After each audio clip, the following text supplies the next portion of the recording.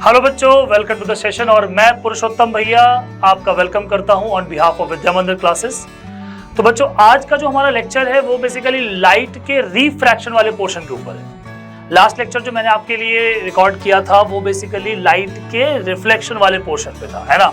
तो ये आपके हाफ ईयरली एग्जाम को प्रमोट करने के लिए, उसमें अच्छे स्कोर करने के लिए, और साथ साथ एक और बड़ी इंपॉर्टेंट चीज है, आपके कंसेप्ट को क्लियर करने के लिए क्लासेस, है ना।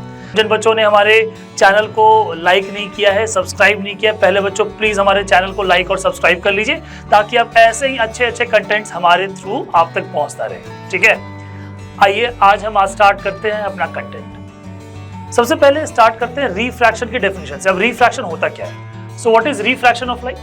तो रिफ्रैक्शन एक फेनोमेना है जिसमें एक लाइट जब मीडियम चेंज करती है ना।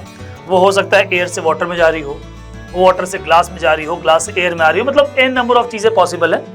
तो जब भी एक लाइट रे एक मीडियम से दूसरे मीडियम में ट्रेवल करती है तो उस कंडीशन में उसकी स्पीड में चेंज आता है, और आप ये ऑब्जर्व करेंगे कि लाइट रे जो है वो बेंड कर जाती है। सो रिफ्रैक्शन क्या हुआ?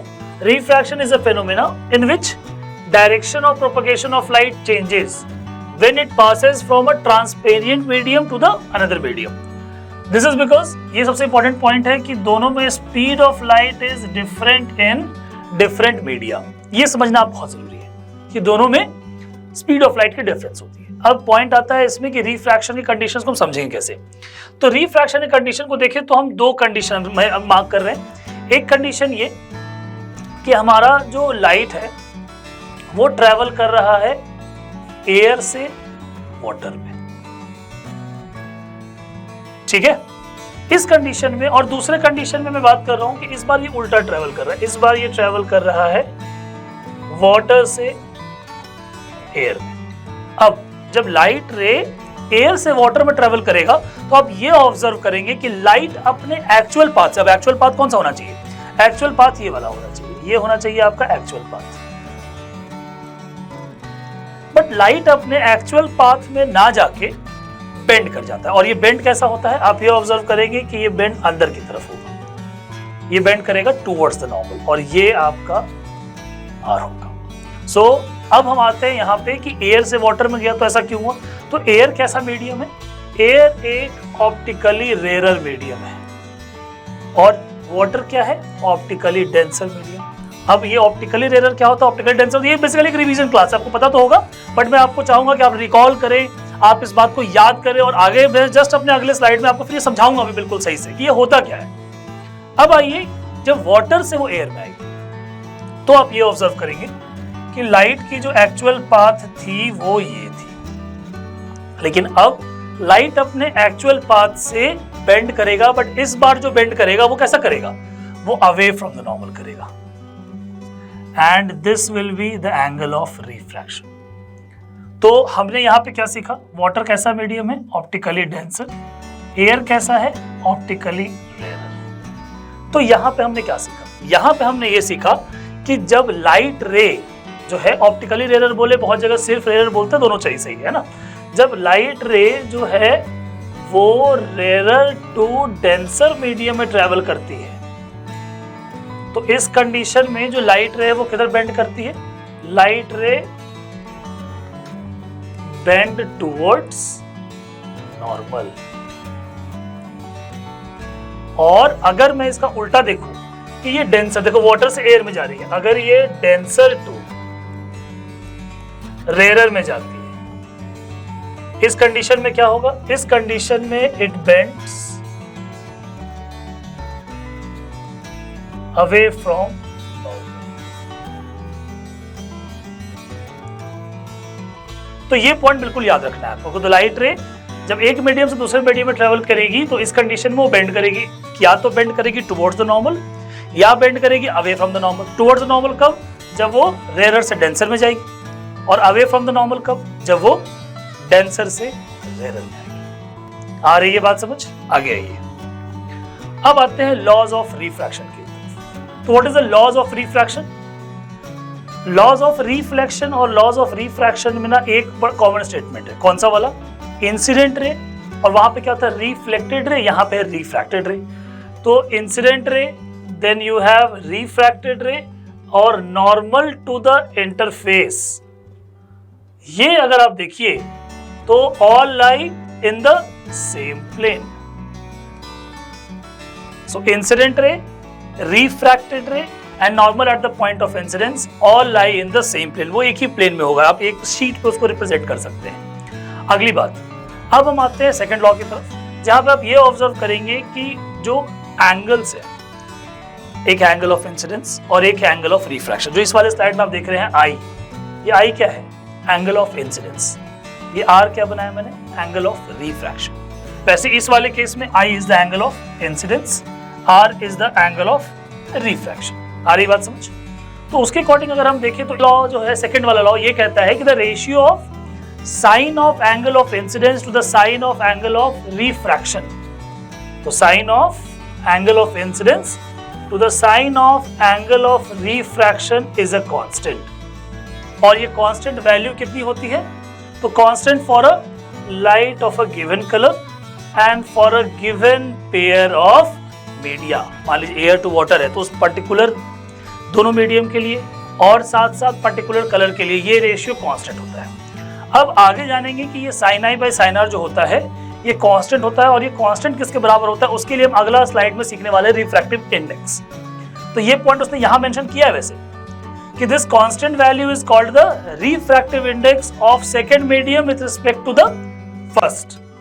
Late us study about the refractive index in detail. और आइए हम भी साथ साथ पढ़ते हैं कि रिफ्रैक्टिव इंडेक्स होता क्या है. तो what is refractive index? It is the ratio of speed of light in vacuum upon speed of light in given medium. आ रही बात समझ? तो मान लेते हैं कि अगर किसी भी वैक्यूम वाले मीडियम में अगर हम देखें तो वैक्यूम को हम देखेंगे तो वहां पे स्पीड ऑफ लाइट कितना होता है? तो वैक्यूम में स्पीड ऑफ लाइट होती है 3 × 10⁸ मीटर पर सेकेंड. तो यहां भी मुझे v की वैल्यू जो स्पीड ऑफ लाइट उस पर्टिकुलर मीडियम में है वो भी इन टर्म्स ऑफ मीटर पर सेकेंड पुट करना पड़ेगा ताकि हमें एक n की एक वैल्यू मिले. तो वैक्यूम के लिए 1 होता है, एयर के लिए हम कैलकुलेशन में अप्रोक्सीमेटली 1 लेते हैं, एग्जैक्ट 1 नहीं होता है. एयर से ज्यादा वाटर का होता है, वाटर से ज्यादा ग्लास का होता है, ग्लास से ज्यादा डायमंड का होता है. तो ये ऑर्डर भी कभी कभी एग्जाम में आ जाता है, ये भी जरूरी है आपको याद रखना. अब जो पिछली स्लाइड में आपने सीखा कि ये जो रेशियो है ये क्या है? ये कांस्टेंट है. तो ये रेशियो जो कांस्टेंट है इसको हम एक्सप्रेस कैसे कर सकते हैं? तो मैं एक्सप्रेस करने के लिए आपको बताऊं तो मान लेते हैं कि ये अपना मीडियम 1 है, μ1 है, ये अपना मीडियम μ2 है ना, ये अपना नॉर्मल है. अब एक रे ऑफ लाइट ऐसे इंसिडेंट है, ये एंगल आई है इसका, और दूसरा एंगल जो है मान लीजिए this is the angle of refraction. तो एज पर स्नेल्स लॉ, जो पिछला लॉ था उसका नाम है Snell's law. So this law is also called as Snell's law. ये बहुत ही ज्यादा जरूरी पॉइंट है और आपको याद होना चाहिए ये पॉइंट. तो एग्जाम के लिए बहुत ही फेमस क्वेश्चन है कि डिफाइन स्नेल्स लॉ, है ना. आगे आइए. अब इसके अकॉर्डिंग जो sine I upon sine I कार का रेशियो है, तो sine I upon sine R is a constant which is equal to μ2 by μ1. तो sine I by sine R equals to μ2 by μ1. यानी ये वाला line refractive index of second medium with respect to the first. ये line पढ़िए, refractive index of second medium with respect to the first one, है ना. तो यहां से आप देखिए तो sine I by sine R will be equal to μ2 by μ1. और यहाँ पे μ2 by μ1 ना एग्जाम में ना कंफ्यूज नहीं होना है आपको. μ2 by μ1 का मतलब क्या होता है? इसका मतलब होता है refractive index of medium 2 with respect to medium 1. ये आपको याद होना चाहिए. So refractive index of medium 2 with respect to medium 1. Sin I by sin R will be equal to μ2 by μ1. ये आपको याद होना चाहिए. ये जरूरी भी है, एग्जाम में इस पे क्वेश्चन आते हैं, हमेशा आते हैं, और आप मोस्ट प्रोबेबली ये मान के चलिए कि 1 या 2 क्वेश्चन इसे जरूर होगा. तो यहाँ तक वाले कंसेप्ट आई थिंक आप लोगों के बिल्कुल क्लियर होंगे, है ना. नेक्स्ट अब आते हैं कि ग्लास स्लैब. अगर हम देखें ये ग्लास स्लैब है, इसमें एक रे ऑफ लाइट इंसिडेंट है और मैं इस इंसिडेंट रे ऑफ लाइट का अगर पाथ ट्रेस करूं तो यहां से जो रे ऑफ लाइट अंदर आ रही है वो एयर टू ग्लास पास कर रही है। एयर कैसा है? Optically rare. ग्लास कैसा है? Optically denser. आप देख सकते हैं, देखिए एक्चुअल पाथ से ये किधर बेंड कर गई? अंदर की तरफ बेंड कर गई। तो अगर हम देखें यहां से तो ए बी वाले सरफेस पे क्या हो रहा है? ए बी वाले सरफेस पे हम अगर देखें तो ए बी वाले सरफेस पे लाइट रे किधर की तरफ बेंड कर रही है? It bend towards the normal. A B वाले पार्ट में वो टुवर्ड्स नॉर्मल बेंड कर रही है। और आइए अगर हम इक्वेशन लिखें तो इक्वेशन क्या लिख सकते हैं? मान लेते हैं इसका रिफ्रैक्टिव इंडेक्स क्या है? μ1 है, इसका μ2 है। तो वापस बाहर एयर है तो इसका भी μ1 मान सकते हैं। हाँ यार, इसके अकॉर्डिंग क्या लिख सकते हैं? Sine I1 upon sine R1 will be equal to μ2 by μ1। ये है एज पर स्नेल्स लॉ जो हमने पिछले स्लाइड में पढ़ा। अगले केस में यहां के लिए आप अगर देखें तो यहां के लिए क्या देखेंगे? इस वाले कंडीशन में क्या देखेंगे? फॉर CD वाला साइड लाइट रे किधर बेंड करेगा? वाटर से एयर में आ रहा है, अवे फ्रॉम नॉर्मल। और इसके अकॉर्डिंग अगर आप वापस से स्नेल्स लॉ पे काम करें तो क्या लिख सकते हैं फंक्शन को? Sine I2 upon sine R2 will be μ1 into μ2। और मैं इक्वेशन 1 और इक्वेशन 2 को अगर मल्टीप्लाई कर दूं या दोनों को इक्वेट कर दूं, दोनों का रेशियो ले लो, कुछ भी कर सकते हैं आप, इक्वेट कर सकते हैं। तो आप ये देखेंगे कि अगर दोनों को अगर मल्टीप्लाई कर दे तो आपका फंक्शन कुछ कैंसिल आउट हो जाएगा। अब देखिए एक और बात बड़ी इंपॉर्टेंट है यहाँ पे कि R1 जो है और I2 है ये आपस में इक्वल होंगे। क्यों? देखिए NN डैश MM डैश ये दोनों पैरेलल लाइंस है, तो R1 और I2 ये दोनों इक्वल होंगे। कैसे? अल्टरनेट एंगल से। देखिए ध्यान से, तो यहां से हम ये लिख सकते हैं, अगर दोनों का रेशियो ले ले या दोनों को मल्टीप्लाई कर दे आप, मान लीजिए 1 और 2 को आपस में अगर आपने मल्टीप्लाई कर दिया तो आपका जो फंक्शन बचेगा वो क्या बचेगा? दोनों को मल्टीप्लाई करके देखिए, sine I1 upon sine R1 into sine I2 upon sine R2 will be equal to 1। और मुझे ये पता है कि R2 और I2 इक्वल है, इन दोनों को आपस में कैंसिल कर सकते हैं। यहां से फाइनली मुझे क्या सीखने को मिला? यहां से फाइनली मुझे ये सीखने को मिला दैट I1 की वैल्यू R2 के इक्वल है। इसके अकॉर्डिंग जो ये वाला रे है और ये वाला रे जो अंदर एंटर कर रहा है और ये वाला रे जो बाहर निकल रहा है ये ओरिजिनल पाथ के पैरेलल है। और इस डिस्प्लेसमेंट को हम क्या बोलते हैं? ये जो डिस्प्लेसमेंट आप देख रहे हैं, एक्चुअल पाथ जो जा रहा है डॉटेड वाला और जो एक्चुअल रियल में ऐसा जा रहा है, उन दोनों के बीच के डिस्प्लेसमेंट को हम नाम देते हैं लैटरल डिस्प्लेसमेंट।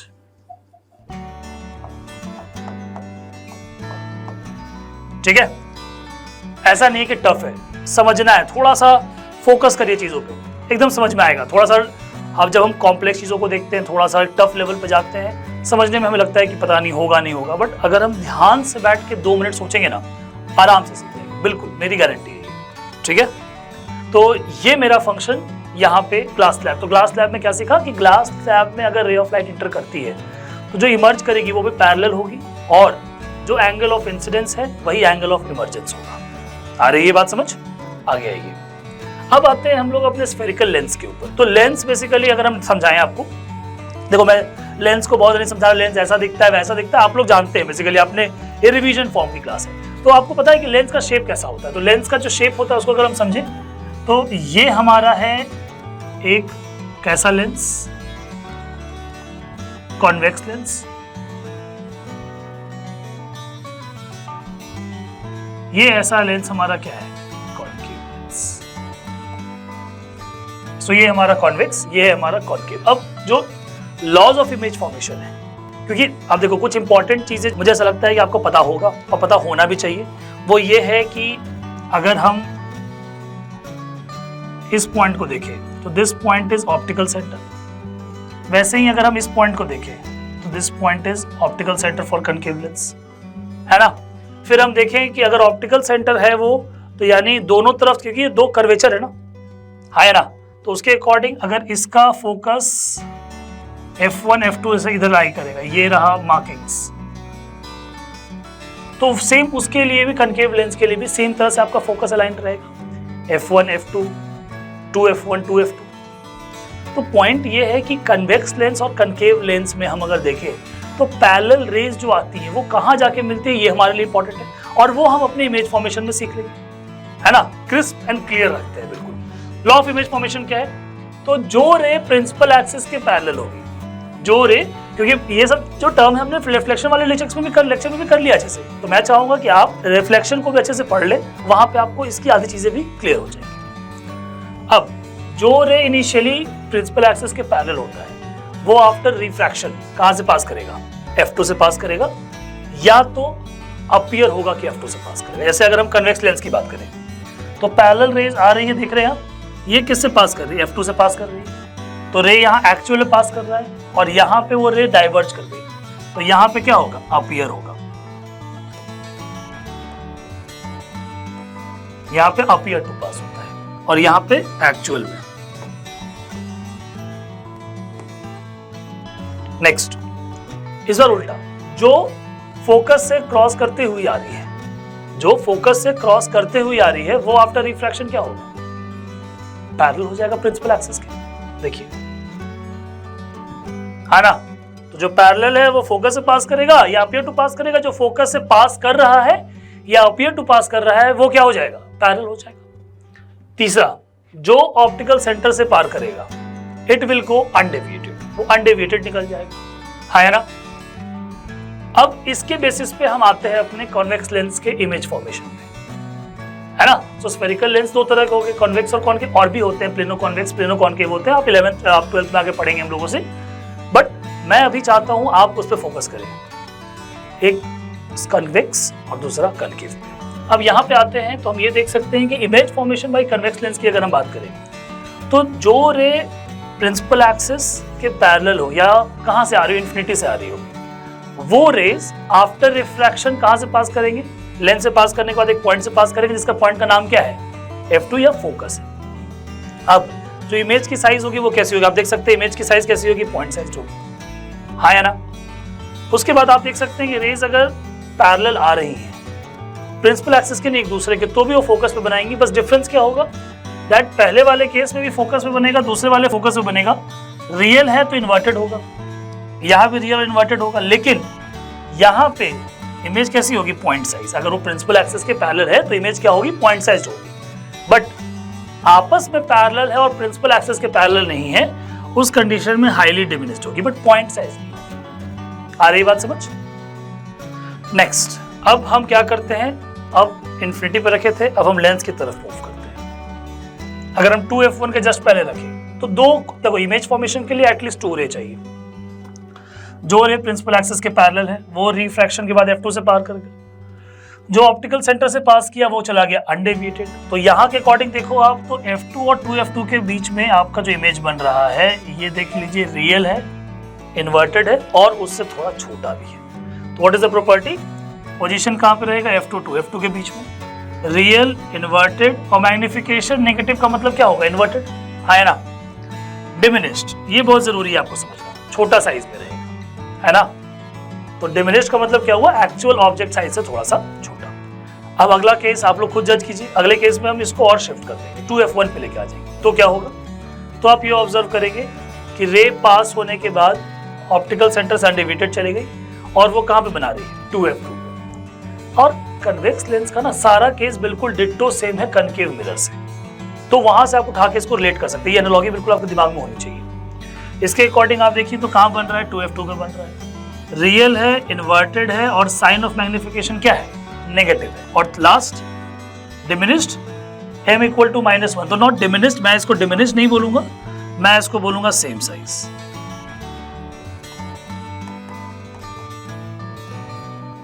ठीक है, मैग्निफिकेशन -1 का मतलब सेम साइज बट उल्टा।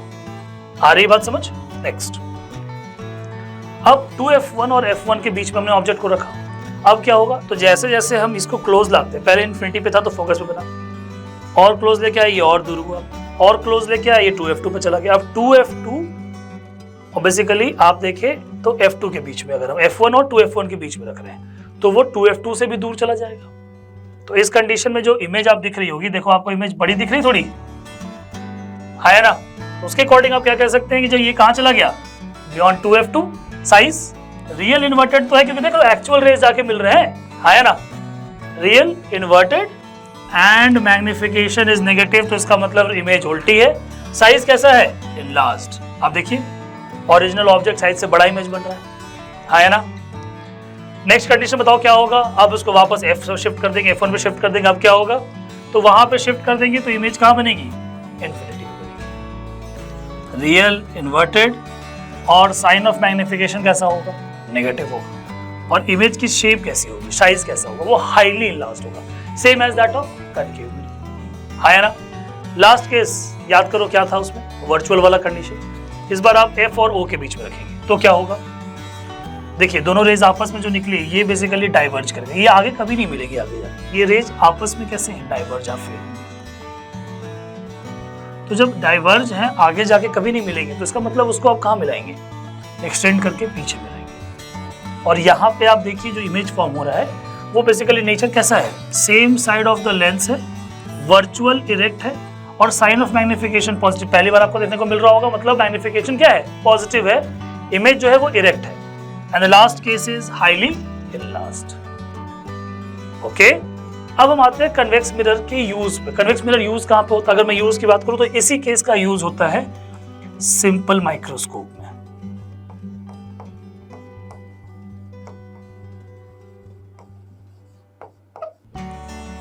सिंपल माइक्रोस्कोप आप देखे होंगे, आप माइक्रोस्कोप लीजिए और पेपर के पास आप दूर से देखेंगे नहीं दिखेगा, आप जब नजदीक लेके जाएंगे तो आपको बड़ा दिखेगा। मतलब वो कौन सा केस है, वो ये केस है जब आप अपने ऑब्जेक्ट को फोकस और ऑप्टिकल सेंटर के बीच में रखना चाहते हैं, है ना? आगे आइए, अब आते हैं कनकेव लेंस के ऊपर। तो कनकेव लेंस में क्या है, हम ऑब्जेक्ट को कहाँ रख रहे हैं, इन्फिनिटी पे रख रहे हैं। तो ऑब्जेक्ट को जब इन्फिनिटी पे रख रहे हैं, देखिए तो रेज जो गए ऑप्टिकल सेंटर से वो अनडिविएटेड चला गया, जो पैरेलल आ रही है वो फोकस से अपीयर से पास कर रही है तो वो पैरेलल हो गई, यानी आगे तो दोनों मिलेगा नहीं। आगे देखो डाइवर्ज हो रहा है ना ऐसे, तो पीछे मिलेगा and this is the position of image. तो रे जो बन रही है, रे डायग्राम जो आप बना रहे हैं उसमें आप अपैरेंटली मिला रहे हैं। तो this one is a virtual image, virtual है, इरेक्ट है, साइन ऑफ मैग्निफिकेशन पॉजिटिव है। क्यों, क्योंकि ऊपर की तरफ। डिमिनिश्ड बहुत ज्यादा, इट इज हाईली डिमिनिश्ड, क्योंकि पैरेलल रे जो इन्फिनिटी से आ रही है तो उसका ऑब्जेक्ट साइज काफी बड़ा है। यस और नो? देन अब ऑब्जेक्ट जो है अगर आप उसको इन्फिनिटी और लेंस के बीच में रखते हैं तो इस केस में जो रेज पैरेलल थी वो डाइवर्ज कर गई, ऑप्टिकल सेंटर वाला एज इट इज निकल गया। डाइवर्ज रेज आगे तो मिलेंगी नहीं, कहाँ मिलेंगी, पीछे। And this is your image size. और यहाँ पे जो इमेज बन रही है वो कैसे बनेगी, वर्चुअल, इरेक्ट, मैग्निफिकेशन कैसा होगा, पॉजिटिव, साइज डिमिनिश्ड, छोटा होगा, है ना? बिल्कुल, मतलब देखिए पूरा लिंक है। ये वाले केस बिल्कुल डिट्टो किससे है, कन्वेक्स मिरर से है। तो एक याद किया, एक को समझ लिया, दूसरा अपने आप सीख गए। नेक्स्ट, अब हम आते हैं साइन कन्वेंशन को। मतलब साइन कन्वेंशन को अगर हम फॉलो करेंगे तो उसके अकॉर्डिंग हम अपने ऑब्जेक्ट को लेफ्ट साइड रखते हैं। तो this is the direction of light और direction of light will be treated as positive. तो जितने भी कैलकुलेशंस हमने, लेंस कन्वेक्स भी हो सकता है, कॉन्केव भी हो सकता है, कुछ भी हो सकता है, तो सारे कैलकुलेशंस हम लोग सारे डिस्टेंस कहां से लेंगे,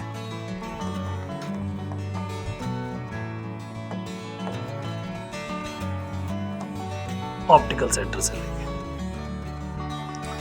और ऑप्टिकल सेंटर से दाईं तरफ की डायरेक्शन ऑफ लाइट को पॉजिटिव ले रहे हैं, ये सारी चीजें कैसी होगी, पॉजिटिव। लेफ्ट वाली कैसी होगी, नेगेटिव। ऊपर वाली कैसी होगी, पॉजिटिव। नीचे वाली कैसी होगी, नेगेटिव। आ रही बात समझ? नेक्स्ट, अब हम आते हैं किस पे, अब हम आते हैं अपने लेंस फॉर्मूला और मैग्निफिकेशन पे। तो जैसे मैं इसलिए स्लाइड को खाली रखा था कि हम याद करें, मिरर फॉर्मूला क्या था, 1/v + 1/u = 1/f। जहां पे वहां प्लस था वहां यहाँ क्या लगा दीजिए, minus. So lens formula is what, 1/v minus 1/u equals to 1/f, जहां पे v क्या है, u क्या है, f क्या है, ये तीनों चीजें आपको बिल्कुल वही है जो आपके मिरर में था। u क्या है, ऑब्जेक्ट डिस्टेंस, या v क्या है, इमेज डिस्टेंस, कहां से, ऑप्टिकल सेंटर से। सो v is image distance from optical centre, u क्या है, ऑब्जेक्ट डिस्टेंस, कहां से, ऑप्टिकल सेंटर से, f क्या है, फोकल लेंथ, किसका, आपके लेंस का। तो यानी अगर मैं देखूं कि मेरा लेंस कैसा है, कॉन्वेक्स है, तो पैरेलल रेज जाके आगे मिलाएंगे। तो अगर उसके लिए अकॉर्डिंग देख रहे हैं हम, तो फोकल लेंथ ऑफ कन्वेक्स देखें वो पॉजिटिव होगा। क्यों, रेज पार करने के बाद आगे मिल रही है, ऑप्टिकल सेंटर से दाहिनी तरफ मिल रही हैं। यही हम अगर बात करें किसके लिए, फोकल लेंथ ऑफ कॉनकेव, वो कैसा होगा, नेगेटिव होगा। क्यों, क्योंकि उस कंडीशन में जब वो नेगेटिव है, क्योंकि जो रेज आपकी पैरेलल रेज जा रही है, वो पैरेलल रेज आके क्या करेंगी, वो parallel rays appear to meet करेंगी, ना कि एक्चुअली मीट करेंगी। So focal length of convex is positive, focal length of concave is negative. अब आते हैं मैग्निफिकेशन के ऊपर। तो एक तो ये हमारा क्लियर हो गया। नेक्स्ट, अगर हम मैग्निफिकेशन की बात करें, तो मिरर अगर याद है ना, तो लेंस अपने आप समझ जाइएगा। मैग्निफिकेशन की अगर बात करें, तो मैग्निफिकेशन में वहां पे फॉर्मूला क्या था, 1/v minus 1/u equals to 1/f। यहाँ पे 1/v माइनस 1/u है, वहां पे 1/v प्लस 1/u था। वहां मैग्निफिकेशन क्या था, तो यहां तक वाला फॉर्मूला बिल्कुल कॉमन है, that is height of image upon height of object and it is equal to, वहां मैग्निफिकेशन में माइनस था, तो यहां मैग्निफिकेशन में क्या हो जाएगा, प्लस डाल दीजिए, v/u, दैट्स इट। तो ये दोनों चीज आपको बिल्कुल याद होना चाहिए, और इस पे क्वेश्चन निश्चित आने ही आने, ऐसा हो ही नहीं सकता कि इस पे क्वेश्चन ना आए। ठीक है, चलो अब आते हैं अपने क्वेश्चन के ऊपर। तो क्वेश्चन ये है आपका कि कनकेव लेंस है, इसका फोकल लेंथ 15 सेंटीमीटर। सबसे पहले डेटा में मेंशन कर लीजिए, क्वेश्चन में डेटा क्या है। आपको दिया हुआ है कि आपका फोकल लेंथ कैसा है, 15 सेंटीमीटर है, लेंस कैसा है, कॉनकेव, तो फोकल लेंथ की वैल्यू पुट कर दो भाई, -15 centimetre. At what distance should the object from the lens be placed so that it forms a image at 10 centimetre from the lens. तो कॉमन सी बात है कि अगर मेरे पास जो लेंस है वो कैसा है, कॉनकेव है, तो कॉमन सी बात है कि इमेज जो है वो इधर ही बनेगी, क्योंकि ये रियल इमेज तो बना ही नहीं सकता। तो यहाँ पे जो v की वैल्यू है वो भी मुझे पता है, वो भी कितना है, -10 सेंटीमीटर। अब मुझसे ये बोल रहा है कि find the magnification and find where the object should be placed. यानी अब हम अपने मिरर फॉर्मूला के, लेंस फॉर्मूला के, बेसिकली लेंस फॉर्मूला के ऊपर जाएं, तो फॉर्मूला क्या है, 1/v minus 1/u equals to 1/f। v आपका -10, u कितना है आपका निकालना है, f है आपका -15। सॉल्व करते आइए, क्या आ जाएगा, आप लोग मेरे साथ सॉल्व करते रहिए बच्चे, आप लोग भी सॉल्व कीजिए, हम भी सॉल्व कर रहे हैं, चेक करते हैं लास्ट में फिर, है ना। तो ये आपको इधर लेके चले जाइए, 1/u इक्वल्स टू 1/15 माइनस 1/10।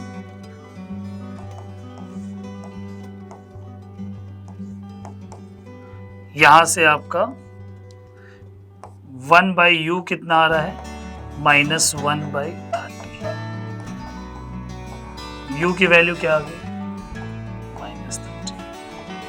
तो यहां से इसका मतलब क्या है कि आपका जो u है, ऑब्जेक्ट है, वो कहाँ रखा होगा, कुछ ऑब्जेक्ट आपने यहाँ रखा होगा।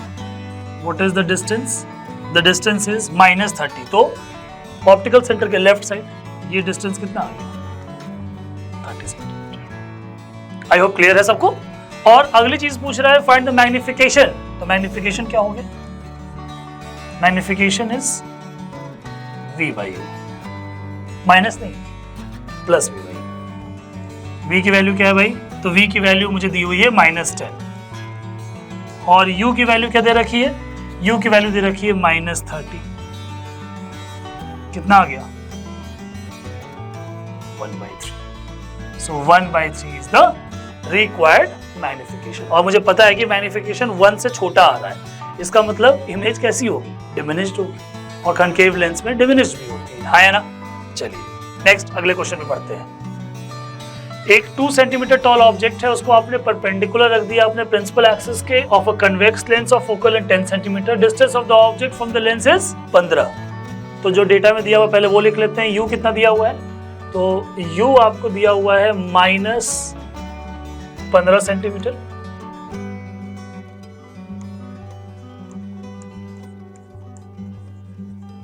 एफ आपको दिया हुआ है कितना, सो एफ आपको दिया हुआ है +10 सेंटीमीटर। ऐसा क्यों भाई, क्योंकि यहाँ पे जो लेंस है वो कैसा है, कॉन्वेक्स लेंस है। सो फोकल लेंथ 10 सेंटीमीटर, यू आपका -15। Find the nature, position, size, ये सारी चीजें बतानी है। तो फॉर्मूला पहले लगाते हैं, अपना लेंस फॉर्मूला क्या है, तो 1/v - 1/u equals to 1/f। u की वैल्यू कितनी, -15 equal to 1/10। So 1/v minus plus उधर भेज दीजिए, 1/10 - 1/15, है ना। आप भी कैलकुलेशन साथ साथ में करते रहिए बच्चे। सो 1/v इक्वल टू, ये हो गया 30,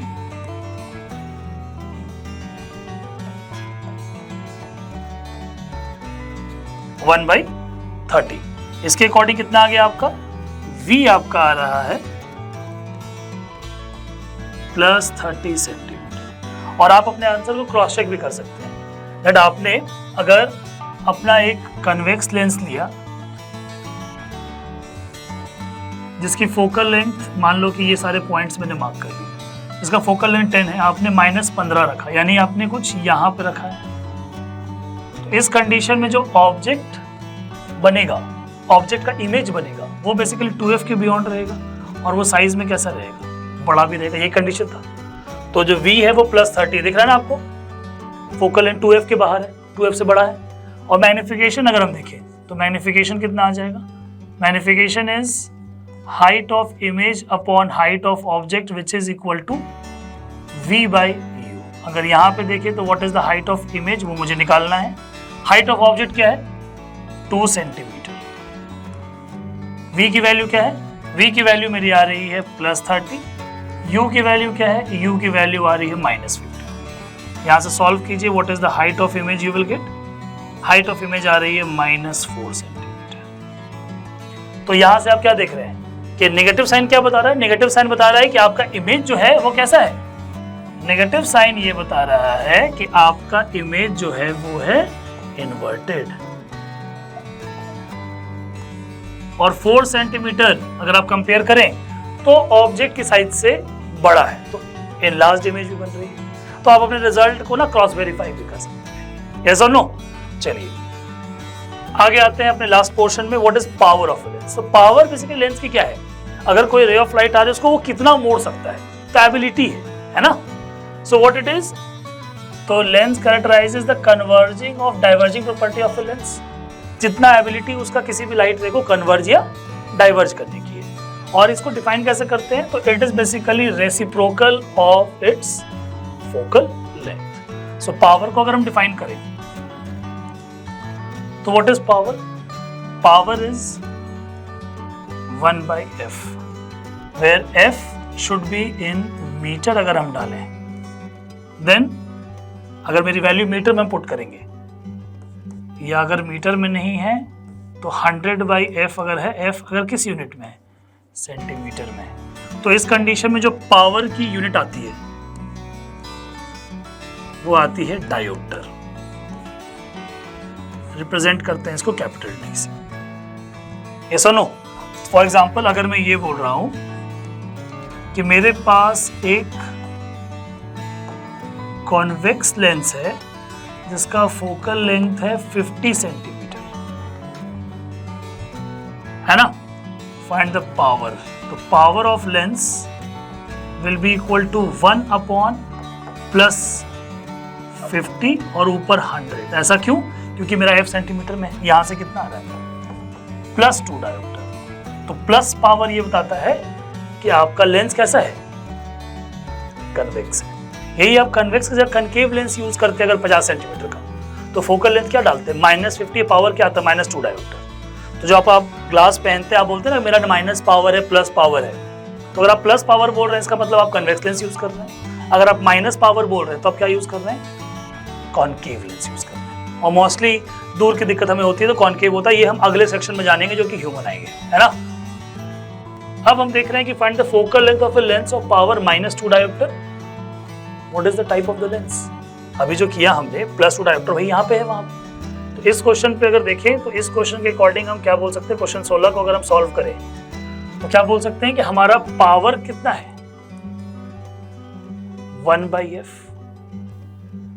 पावर की वैल्यू क्या है, -2 डायोप्टर विच इज 1/f।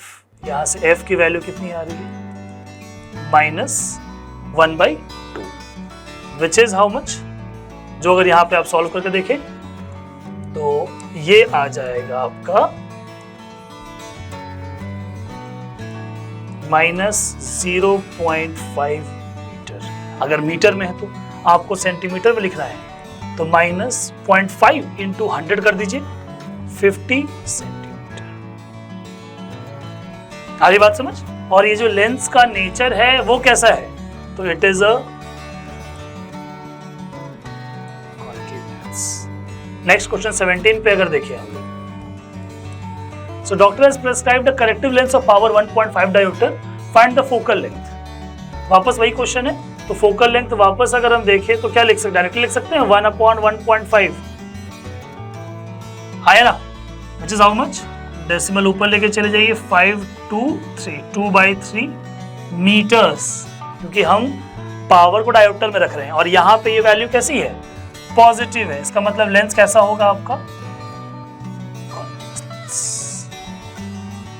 ठीक है। सो अब हमने अपना लाइट रिफ्लेक्शन और रिफ्रैक्शन जो पूरा पोर्शन है वो बेसिकली एनसीईआरटी बेसिस पे अच्छे से कंप्लीट कर लिया है। एंड मुझे ऐसा लगता है कि आप अगर पूरे रिफ्लेक्शन रिफ्रैक्शन को बैठ के अगर एक बार में पूरा कवर करके आप बार बार उसे क्वेश्चंस को सॉल्व करें तो मुझे ऐसा लगता है कि आप एग्जाम में 100% फिजिक्स वाले सेक्शन में एस कर सकते हैं। तो इस तरह के कंटेंट के लिए प्लीज हमारे साथ बने रहें, हमारे चैनल को लाइक करें, सब्सक्राइब करें, और ऐसे ही कंटिन्यूअस एफर्ट्स मेरे होंगे, हमारे होंगे, आपके होंगे, और हमारा चैनल और आप दोनों ग्रो करेंगे। सो आज के लिए बस इतना ही। थैंक यू बच्चों।